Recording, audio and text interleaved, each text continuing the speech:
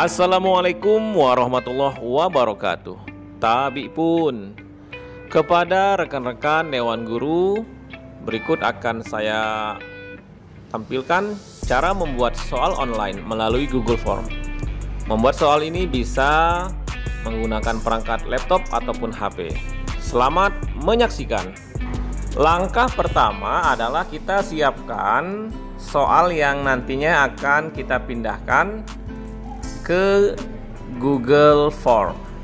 Pertama kita buka soal yang sudah kita simpan melalui MS Word atau bisa kita cari di Google melalui HP.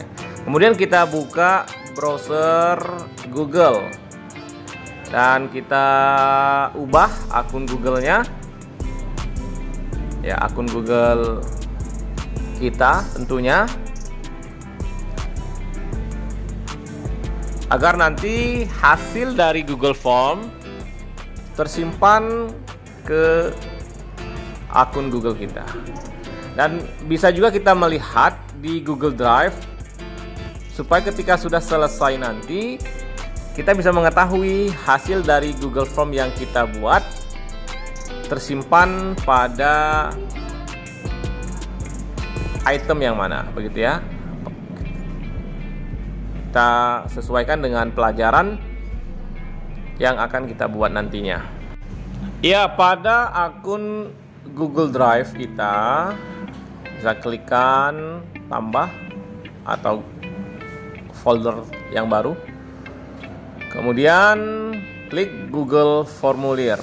Ya, muncul di situ halaman Google Formulir, tempat kita membuat soal nantinya. Baik, sekarang kita mulai mengerjakan soal online-nya. Kita tuliskan judul, contoh ya, soal UTS. Contoh di situ kita tuliskan soal UTS. Atau dapat juga kita ketikkan pada bagian atas sebelah kiri untuk menuliskan judul. Setelah kita memberikan label soal yang kita buat, jangan lupa untuk mengubah setelannya. Dan di situ pada bagian atas sebelah kanan ada setelan jawaban dan pertanyaan. Ya, kita klik setelan, kemudian jadikan ini sebagai kuis. Kita on-kan atau kita aktifkan. Nah, di situ bisa kita baca, bisa kita lihat. Artinya ketika murid kita sudah selesai mengerjakan soal online, segera setelah setiap pengiriman, artinya nilai langsung bisa diketahui oleh yang bersangkutan. Atau bisa kita pilih, kita mau hasilnya kita koreksi secara manual dulu, bisa juga ya. Kalau biasanya saya memilih segera setelah setiap pengiriman jawaban. Pada bagian setelan kuis, di situ juga ada setelan responden atau setelan penjawab soal. Pertanyaan tak terjawab, di situ bisa kita aktifkan jawaban yang benar, bisa kita aktifkan nilai poin, bisa kita aktifkan. Artinya agar murid yang saat salah dalam mengerjakan soal bisa langsung mengetahui jawaban yang benar, dan bisa juga mengetahui perolehan poin dari setiap soal yang telah dikerjakannya. Sebenarnya dalam pengaturan atau setelan soal online ini, pembuat soal atau guru diberikan keleluasaan untuk menampilkan atau tidak poin atau skor perolehan dari soal-soal yang telah dikerjakan oleh murid. Selanjutnya kita kembali kepada bagian pertanyaan. Ya, kita kembali pada bagian pertanyaan. Ya. Nah, di situ ada deskripsi, formulir, email, pertanyaan tanpa judul. Nah, ini pertanyaan tanpa judul bisa kita pindahkan dari soal di MS Word tersebut. Jangan lupa yang tak kalah penting adalah untuk mengetikkan nama, agar pada saat siswa kita nanti membuka bisa langsung menuliskan namanya di situ. Kemudian kita ganti menjadi jawaban singkat dan kita aktifkan wajib diisi. Artinya murid belum bisa mengerjakan soal sebelum dia menuliskan namanya. Ya, setelah itu kita klik tambah, mungkin kita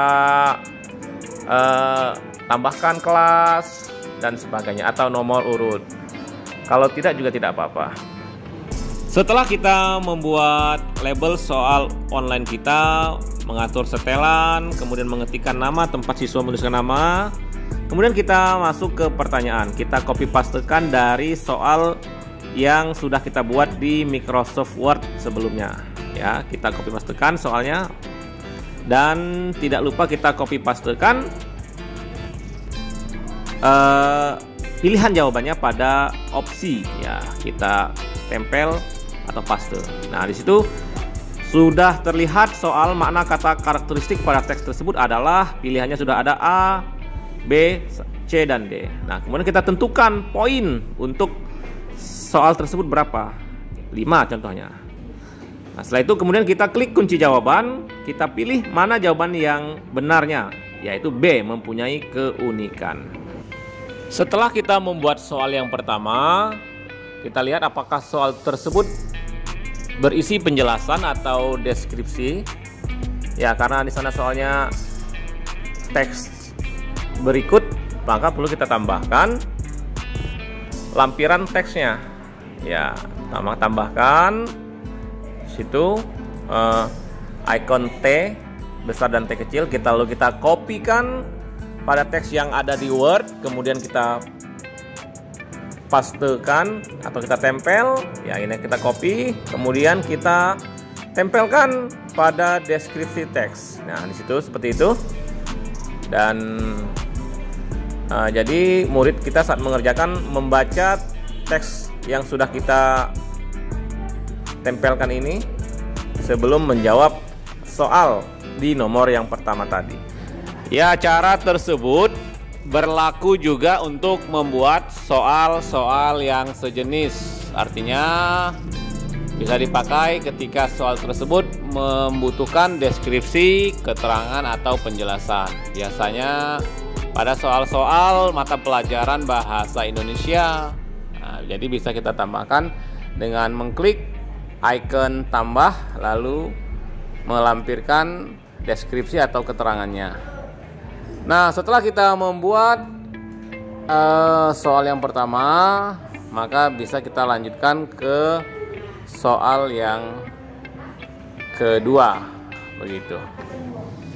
Setelah kita menuliskan soal dan menambahkan pilihan jawaban, tentunya kita membuat kunci jawabannya. Tinggal klik kunci jawaban, lalu kita pilih jawaban yang benar dan tidak lupa untuk menambahkan poin. Jadi setiap siswa yang menjawab benar, maka dia akan mendapatkan poin atau skor sesuai dengan poin yang sudah kita tentukan. Nah, berikutnya kita menambahkan atau membuat soal yang lain, soal di nomor berikutnya. Sama seperti soal yang nomor 1, klik icon tambah soal. Cara berikutnya dalam mengetikkan soal bisa juga kita untuk melampirkan gambar pada soal online. Jadi kita klik pada taskbar snipping tool, kemudian kita